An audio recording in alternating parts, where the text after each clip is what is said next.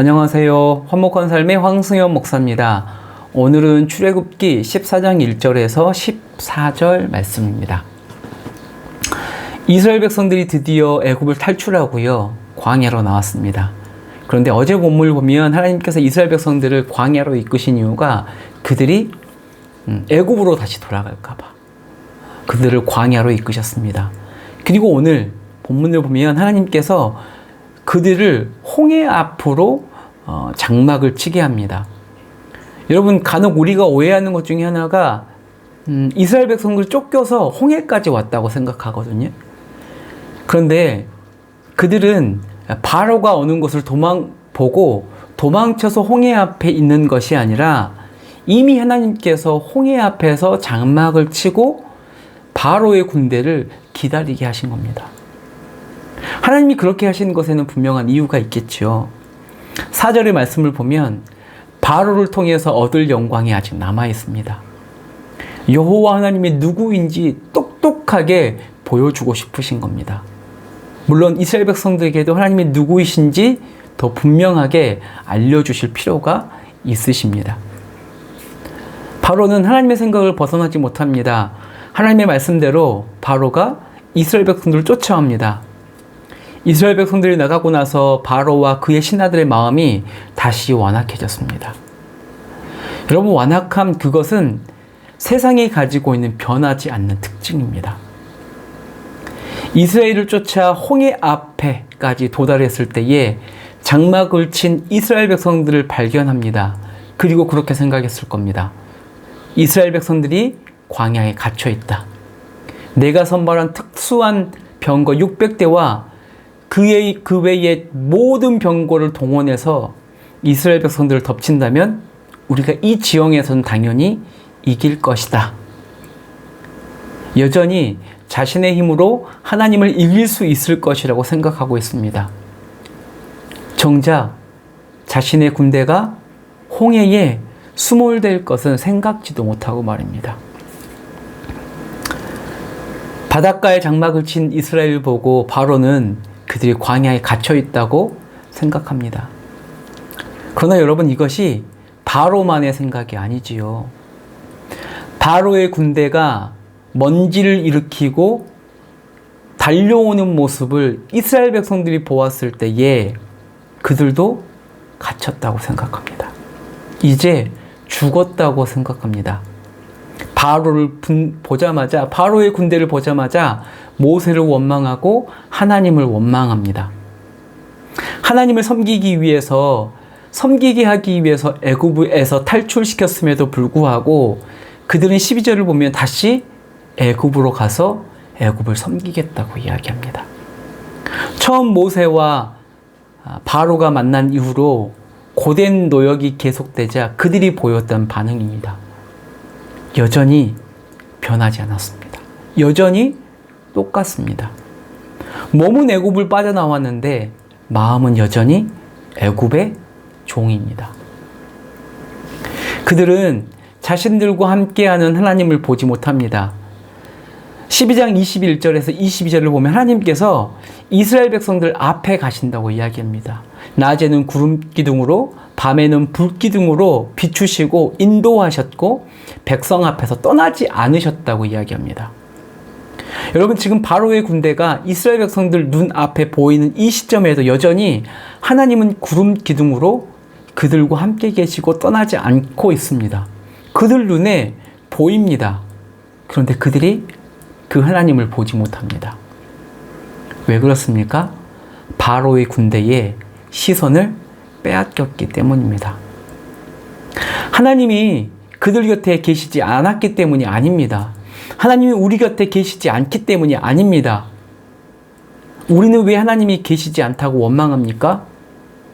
여전히 하나님이 우리 옆에 계시지만 우리의 시선이 문제에 그리고 세상에 빼앗겨 버렸기 때문입니다.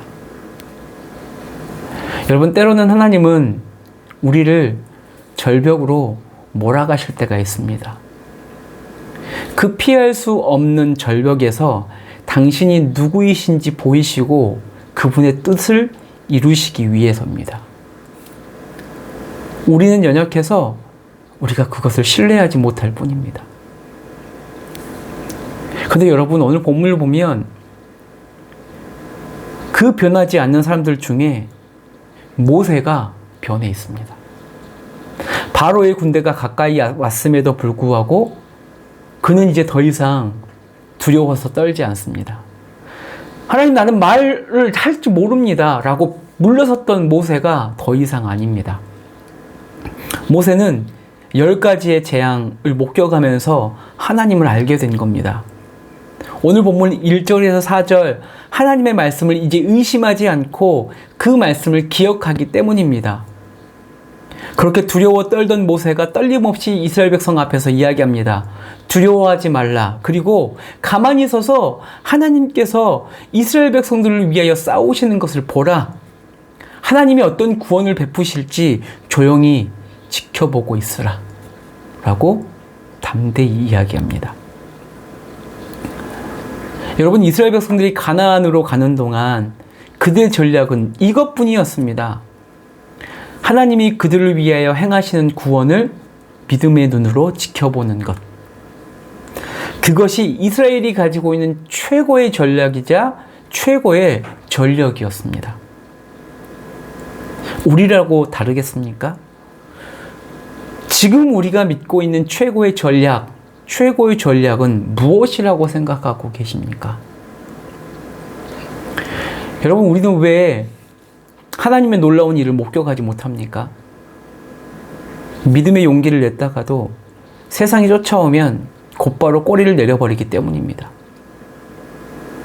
하나님의 말씀보다는 자기 확신이 너무 강하니 하나님의 말씀을 쉽게 버립니다.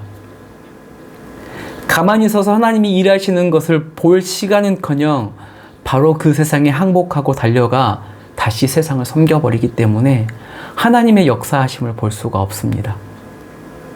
하나님의 능력이 없어서가 아닙니다. 우리가 믿음이 없기 때문입니다. 하나님을 신뢰하지 못하기 때문입니다. 여러분, 믿음은 자기 확신이 아니라 하나님께서 하신 말씀을 기억하고 따라가는 겁니다. 여러분, 하나님은요, 우리보다도 더 고집불통이십니다. 더 고집스럽게 자신을 증명하시려는 분이십니다. 오갈 데 없는 절벽을 사용해서라도 하나님은 그분을 증명하시려고 합니다. 여러분, 나의 가능성, 나의 확신을 버리십시오. 그래야 보이지 않으시는 하나님이 보이게 되고 그분을 믿고 그분을 신뢰하고 그분을 왕으로 인정하게 될 겁니다. 기도하겠습니다. 하나님, 감사합니다. 이스라엘 백성들은 여전히 애굽의 종이었습니다. 애굽을 나왔음에도 불구하고 그들의 마음은 여전히 애굽을 보자마자 꼬리를 내리고 애굽을 섬기겠다고 이야기합니다. 하나님, 이 모습이 우리의 모습은 아닙니까? 하나님을 섬기게 하기 위해서 우리를 구원하셨는데 문제가 발생하면, 세상이 나를 무너뜨리려고 하면 곧바로 꼬리를 내리고 세상을 섬기겠다고 이야기하는 사람들. 아니, 이미 섬기고 있는 그 모습이지 않습니까? 하나님은 지금 이 홍해 앞에서 하나님이 살아계심을, 우리를 위하여 일하심을 보여주시려고 하는데 우리는 그 말씀을 버리고 나의 확신으로 일하려고 합니다. 하나님, 우리 청년들 시기가 시기이기에 더 하나님의 말씀보다는 자기 확신을 가지고 살아가는 것 같습니다. 자기 능력을 의지하려고 하는 것 같습니다. 하나님, 모세가 외쳤던 것처럼 이제 가만히 서서 하나님의 일하시는 것을 볼 수 있는 믿음, 담대함 허락하여 주십시오. 그래서 주의 일하심을 목격하는 우리 청년들, 그 일하심을 보았다고 증언하는 증인들 될 수 있도록 인도하여 주십시오. 감사합니다. 예수님의 이름으로 기도드립니다. 아멘.